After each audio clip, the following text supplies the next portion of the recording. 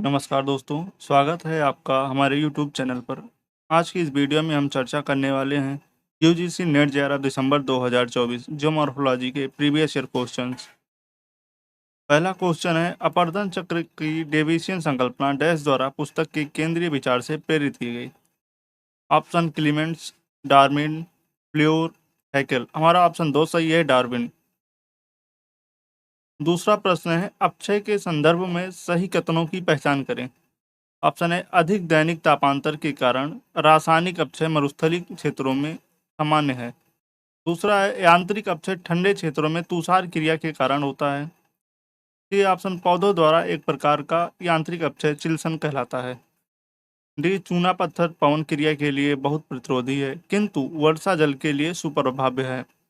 इसमें हमारा ऑप्शन 1 सही है, बी एंड डी। तीसरा प्रश्न है, डैश ने अपने पुस्तक आवर वांडरिंग कॉन्टिनेंट्स में महाद्वीपीय प्रवाह के पक्ष में प्रमाण प्रस्तुत किए।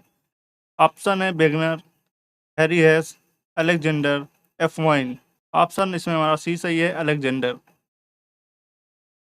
चौथा प्रश्न है, अस्तित्व में आने वाला अगला हवाई द्वीप जिसका नामकरण लोही हो चुका है श्रृंखला के डैश छोर पर महासागर तल पर निर्मित हो रहा है।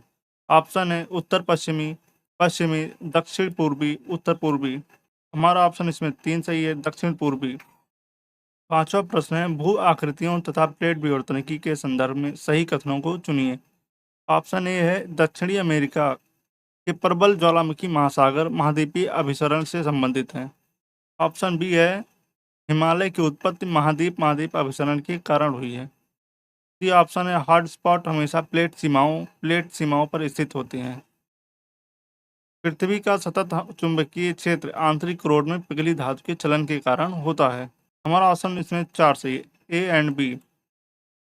छठा प्रश्न है, डेविस के भौगोलिक चक्र के ग्राफिक चित्रण में दो वक्रों ऊपरी व निचला का अंतर डैश प्रदर्शित करता है। जल विभाजकों की निरपेक्ष ऊंचाई, सापेक्ष उच्चावच, घाटी के तलों की ऊंचाई, अपरदन का आधार तल। तो हमारा ऑप्शन 2 सही है, सापेक्ष उच्चावच। सातवां प्रश्न है, निम्न में से कौन सा समूह अपरदनात्मक भू आकृतियों को निरूपित करता है। ज्यूजेन, रुंडित पर्वत स्कंद, लेपिस। अंतर्ग्रहित पर्वत स्कंद, केम स्टेलेग्माइट्स। तीसरा ऑप्शन है, लटकती घाटी, टोम्बोलो समुद्री गुफा, या फिर जलज गर्तिका ट्राइकेंटर ड्रमलिन। हमारा इसमें ऑप्शन 1 सही है, ज्यूजे, टुंडित पर्वत स्कंद एंड लेपिस। आठवां प्रश्न है, पेंक के भूदृश्य विकास मॉडल के अभिस्थित इंटीग्रुम चरण में डैश है। ऑप्शन है कि घाटी के निम्नीकरण की प्रक्रिया घाटी के चौड़ीकरण से प्रबल होती है। उत्थान की दर अपरदन की दर से ज़्यादा होती है। निरपेक्ष ऊंचाई बढ़ती है परंतु सापेक्ष उच्चावच घटती है। निरपेक्ष ऊंचाई और सापेक्ष उच्चावच घटती है। हमारा इसमें सही है 4, निरपेक्ष ऊंचाई और सापेक्ष उच्चावच घटती है। नौवां प्रश्न है, एक मानक पर्वतीय ढाल के 4 विभिन्न तत्वों को कटक से घाटी की क्रम में व्यवस्थित कीजिए। ऑप्शन है, मुक्त पृष्ठ ढाल, अवतलीय ढाल, उत्तलीय ढाल, या फिर सरल रेखीय ढाल। इसमें हमारा ऑप्शन 2 सही है, उत्तलीय ढाल, मुक्त पृष्ठ ढाल, सरल रेखीय ढाल एंड अवतलीय ढाल। 10वां प्रश्न है, सूची 1 को सूची 2 से सुमेलित करें। सूची 1 में भू आकृति दी है और सूची 2 में भू हलचल दिया है। भू आकृति है, वाशेष श्रेणी, कोलोरेडो पठार, नर्मदा घाटी एवं लौकी मैदान। भू हलचल है, महादेश रचना, पर्वत निर्माणक, ज्वालामुखी उद्भव एंड भ्रंशन।